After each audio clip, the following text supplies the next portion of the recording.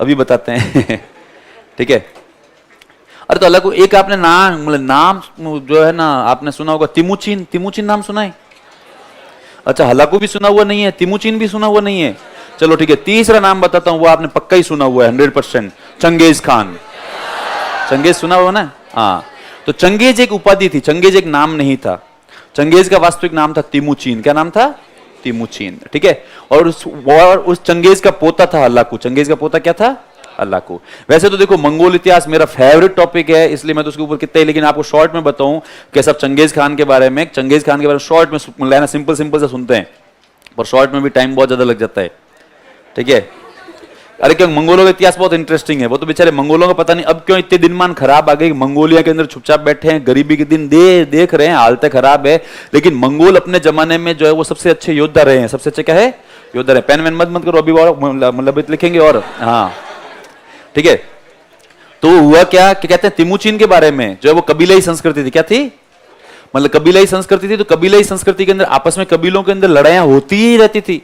तो कहते तिमुचिन, तिमुचिन मतलब चंगेज खान। तिमुचिन मतलब क्या है? Genghis Khan. तो कहते चंगेज खान बचपन से बहुत ज्यादा शांति प्रिय व्यक्ति था। चंगेज खान को यदि किसी चीज से नफरत थी तो वो थी खून। मतलब है ना, चंगेज किसी का खून भी देखता था तो भी कहते हैं उसको यूं जी यूं मतलब खराब होता था, वैसा था। तो कहते हैं चंगेज शुरू से इतना क्रूर नहीं था। चंगेज ने अपने जीवन में 1.5 से 2 करोड़ लोगों को मारा। 1.5 से क्या है? 2 करोड़ लोगों को मारा। और जो इसका पोता था हलाकू, वो उससे भी खतरनाक था, उसने उससे भी ज्यादा मारा। यूरोप और एशिया की कहते हैं 40 से 60% आबादी को खत्म कर दिया था, 50% पॉपुलेशन को इसने। और ये हलाकू के किस्से बहुत ज्यादा ही भयंकर थे। तो वो ये शॉर्ट में आउटलाइन देखो मोटा मोटी की भी, चंगेज शुरू से ऐसा नहीं था, तिमुचिन ऐसा नहीं था। लेकिन आपस में कबीलाई संस्कृति आपस में कबीलों का विवाद होता है। तो एक कबीला था इसका, जो वो चंगेज खान का, एक कबीला था इसके पापा का, और एक किसी कबीले ने इसके पापा के कबीले के ऊपर अटैक किया। इस संघर्ष में इसके तिमुचिन के परिवार के कई सारे लोग जो है वो मारे गए। तिमुचिन कहते हैं जैसे अपने जो है वो है ना मूवीज में होता है, छोटा सा बच्चा था इसलिए जाके कहीं पे छुप गया, लेकिन उसने अपनी आंखों से सब कुछ ही देखा कि सब इसके है ना, मतलब सब दुश्मन इसके परिवार वालों को मार रहे हैं। तो कहते हैं ये जो तिमुचिन था, इसके बहुत छोटी एज में ही जो है वो मतलब कई लग गया था, सदमा लग गया था। अब वो मतलब सब इसको है ना सदमा लग गया। और तिमुचिन को नींद वींद भी आती नहीं थी। तिमुचिन रात दिन रोता था। जैसे उसकी आंखें बंद करती उसको सारे सपने आते थे, खून खराबा वगैरह सब कुछ ही।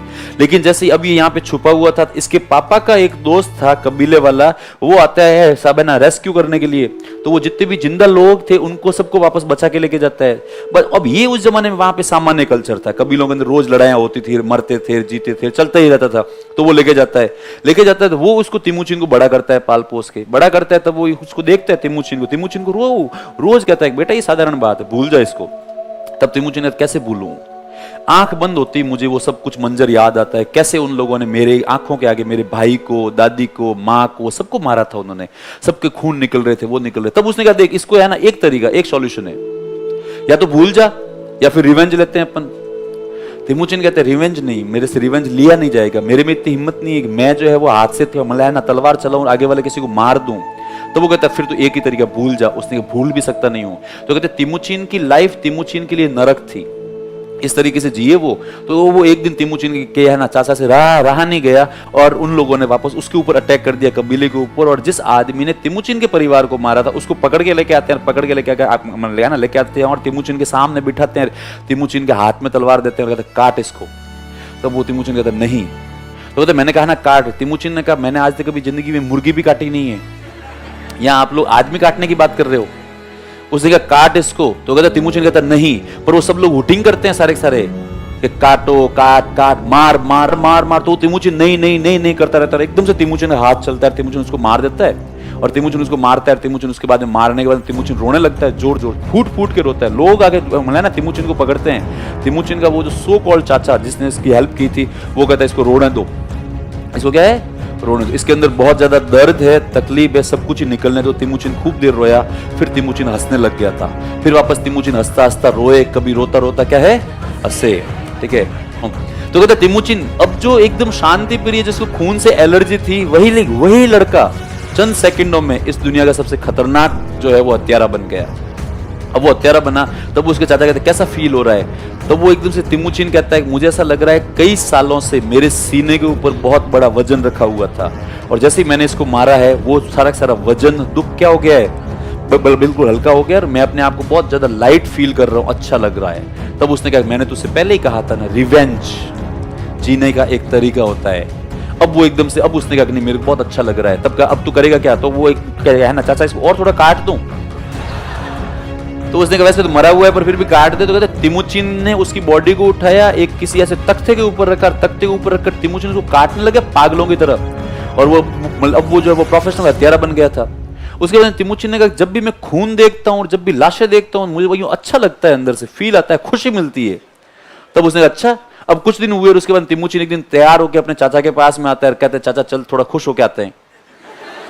उसने खुश होके आते हैं मतलब कि कुछ लोगों को मार के आते हैं, कुछ लोगों क्या है मार के आते हैं। अब तिमुचिन ने अपनी गैंग बनाना स्टार्ट कर दी। तिमुचिन की गैंग में लोग जो है वो जुड़ते गए और तिमुचिन ने अड़ोसियों पड़ोसियों कभी लोगों पर अटैक करना स्टार्ट कर दिया और सबको मारना स्टार्ट कर दिया। और कुछ ही टाइम के अंदर जो है वो पूरा जो है वो वहां का पूरे भयानक मंगोलिया के अंदर सबसे महान हत्यारा कोई बना, तो वो कौन था, तिमुचिन। तब वो है ना बाकी वाले कबीले के लोग पूरे पूरे इकट्ठे होकर आते हैं, तिमुचिन से कहता है कि तेरी मेरी कोई भी दुश्मनी भी नहीं है, फिर तो हमारे ऊपर अटैक करता क्यों है। तब वो तिमुचिन कहता है ऐसे ही अच्छा लगता है, मतलब खुशी मिलती है, क्या है खुशी मिलती है, लोगों को मारता हूं खून देखता हूं मेरे को अच्छा लगता है।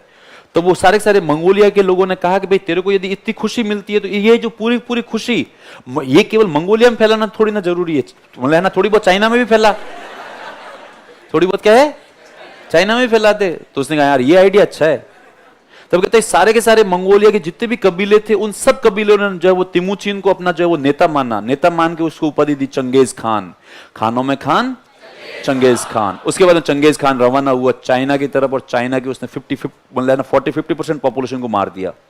ठीक है, आज भी जो चाइना के अंदर इसका चंगेज का और ये हलाकू है, इन दोनों का नाम बैन है, इन दोनों का नाम क्या है बैन। यदि आप चाइना के अंदर जाके इनका नाम मतलब ले लो तो आपको उठा के हाथों हाथ डाल देते हैं जेल में, क्योंकि उसने वो जो बहुत ज्यादा भयंकर आतंक मचाया। तो कहते आतंक मचाता गया मचाता गया मचाता गया और ऐसे करके वो जो सेंट्रल एशिया तक आ गया था, कहां तक आ गया था सेंट्रल एशिया तक। सेंट्रल एशिया के अंदर भी इसने जो है वो दुनिया भर के लोगों को मारा।